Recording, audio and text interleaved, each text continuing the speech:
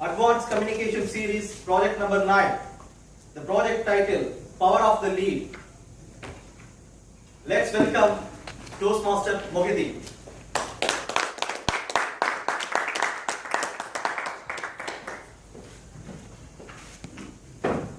GME.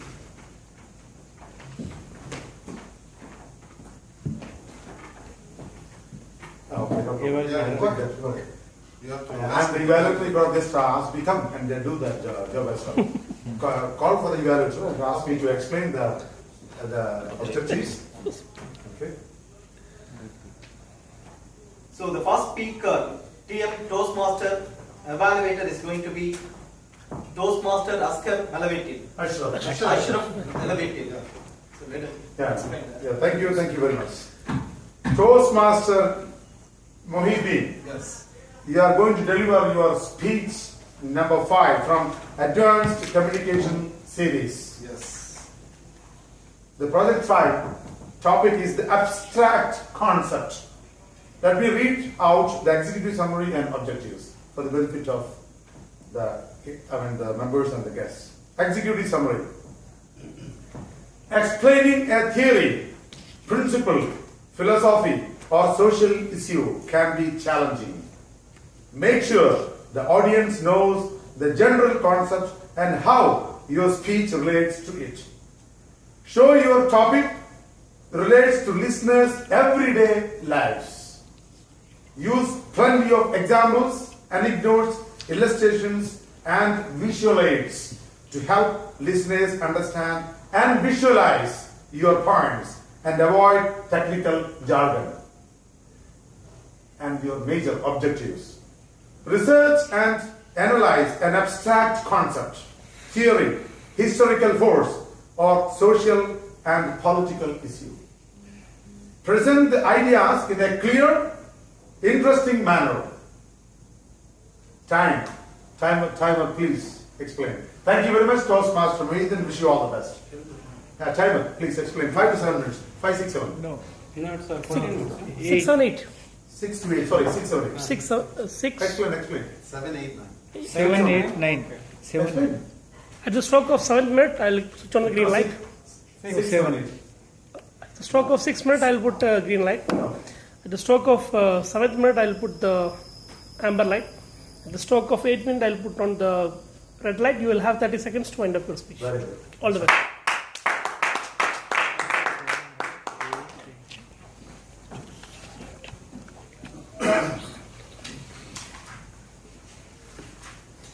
Good evening, Toastmasters and guests. Good evening. evening. The power of belief. In fact, today's theme has been mainly about the mind. But for the mind, it needs to have something to believe. It has to believe to do something. Because the mind by itself is nothing, has no value. It has to believe on something to achieve. So there has been a lot of research that has been going on top of belief. But today, before I expect to express a very complex, abstract subject, I just wanted to ask all of you, how many science students are here? Having studied science? 1, 2, okay. 3, 4. Political 5 science is a science. And how many of you are aware of biology and medicine? They are all aware. Be a 1, 2, patient. 3. Okay, let's say 30, 40%. It's the last question you should ask. Okay. You know, in the 19th century, there was a scientist called Darwin. Darwin saw a lot of species of animals and he was observing them. And he started this theory of evolution. The theory of evolution. And what is this theory of evolution? He says that a man or any animal or any organism evolved over a period of years. But then there came a group of scientists which called themselves creationists, which goes along with religion like everything was created. Not evolved but created.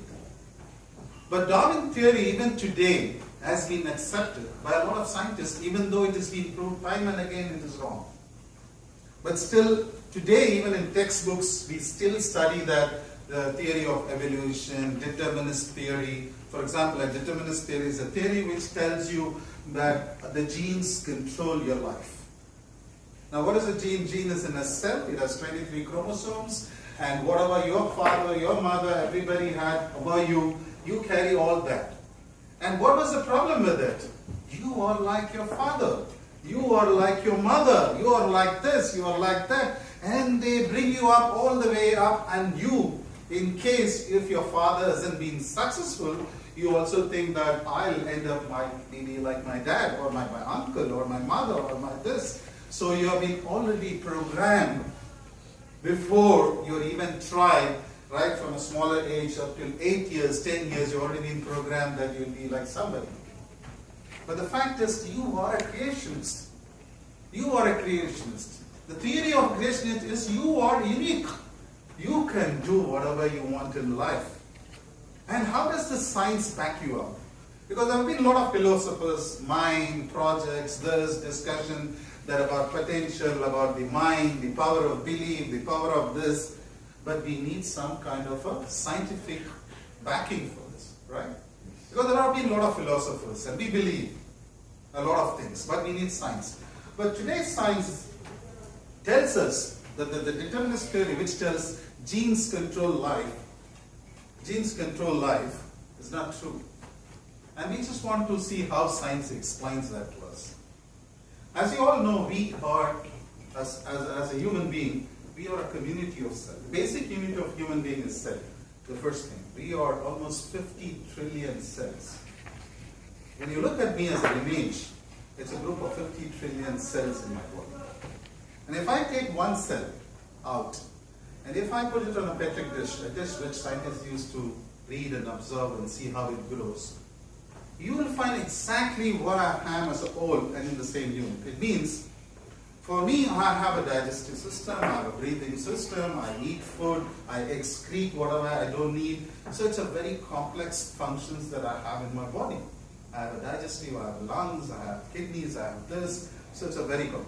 In a similar manner, each and every cell has the same. So what as scientists were amazed to see in this one single cell, it's not like a brick and the house you can compare it. For myself, a human being and a cell, they are the same. Why? When this scientist called Bruce Lipton, he took this stem cell and then put it in a petri dish. And he started observing it was growing. It was multiplying 2, 4, 8, 16, 32. After a few days, it was in thousands. And he wondered, how can it happen? A single cell of a human, you take it out and it grows by itself. And all you have to do is give a cultured medium to it for it to grow, an environment it to grow. And he found that it was growing. And he said, oh my God, this cell has its own intelligence. An infinite intelligence to grow by itself. It's not somebody coming and telling. It doesn't have a brain. It doesn't have a digestive system by itself. So minute it is, it knows what to do. It grows by itself. So he was amazed by this. And then what he did, he gave an environment of giving him some food. It started going towards that direction. And at the same time, he gave some toxic. It was going away from it. So naturally, the cell had an intelligence to know what is good and what is bad. So when it is good, it moves towards the food and it attracts and it goes towards the food and growth happens because it consumes, it eats and goes. But in a similar manner, if you give toxics or bad kind of chemicals to it, it goes away from it and it starts protecting itself, which means it protects to live. It doesn't want to go into an environment where there is toxic chemicals in it. So naturally, this is how our body is designed. And he also did another experiment where he took these cells, the stem cells, and he put in one dish and had a different kind of environment. Environment is something biotic they put a lot of living things for the cells to grow, and he found these cells grow muscle cells. Then he took the same from the mother cell and put it in another dish, and he had a different environment grown to a bone cells, and in another one a brain cell. So he was amazed with these cells and found how these cells could grow themselves into bones, into brain, into muscles and everything. And basically they were the only one cell from the same cell. It didn't have anything different. But what changed it is the environment. So whenever you change the environment of the cell, it changes. You give them a food or something that it likes, it grows. If you give something toxic, it starts going back, it protects itself. So each and every cell of your body has this capability. and we are made of 60 trillion cells. Now, if you want the cells to grow, and what is the medium these cells are in our body? It's the blood. The blood is the best nourisher for our cells. The cells live on our blood. They need. That's why we have to eat food, digest food, and all that nutrition is taken by our blood, and the heart is the one which keeps pumping you, and it passes through the blood, takes all the nutrition, all the 50 trillion cells are given energy, food through this, and it grows. But coming back, what is the power of belief? How it's connected? You see, I explained to you now the cell needs an environment which is blood. It lives on blood. The blood is the one which brings energy to it. Now, what happens when a person looks at any event or anything that he sees, a perception, because we form perceptions in our mind. When I see a beautiful lady, for example, I have feelings. It's a natural human tendency. How does this happen? The brain comprehends this beauty and it starts giving chemicals to your body. And these chemicals, like serotonin, endorphin, they go into your body and this gives you a very nice feeling. Suppose I look at somebody whom I don't like, I hate them, and then the brain again gives some kind of a stress hormone to me, and these chemicals are put into my bloodstream, and then I have a feeling of a very bad feeling that I don't want to talk to him or I don't want to meet him. So eventually, whatever input that goes into your eyes, whether it is good or bad, we perceive it.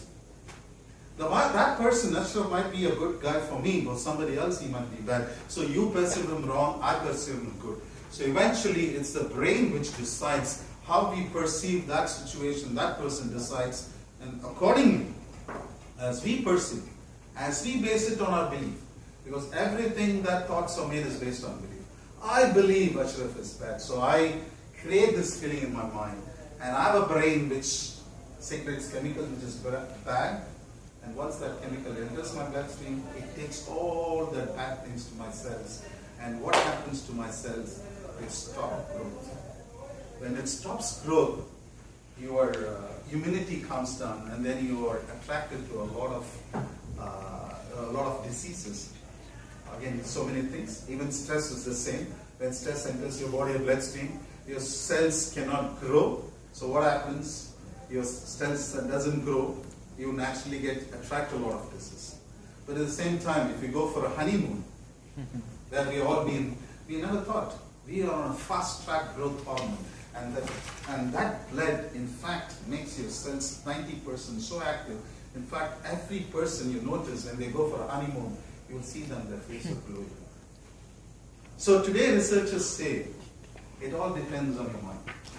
How you see things, how you perceive things. So every thought has something in your body. It turns into a chemical, the chemical turns into your blood, the blood affects each and every cell of your body. And that's called the power of belief.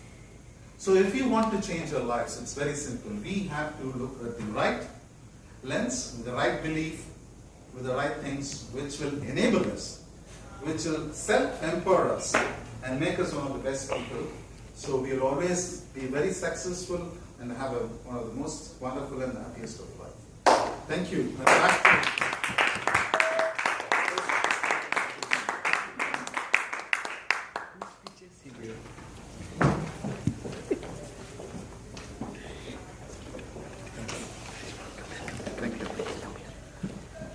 Power of the belief.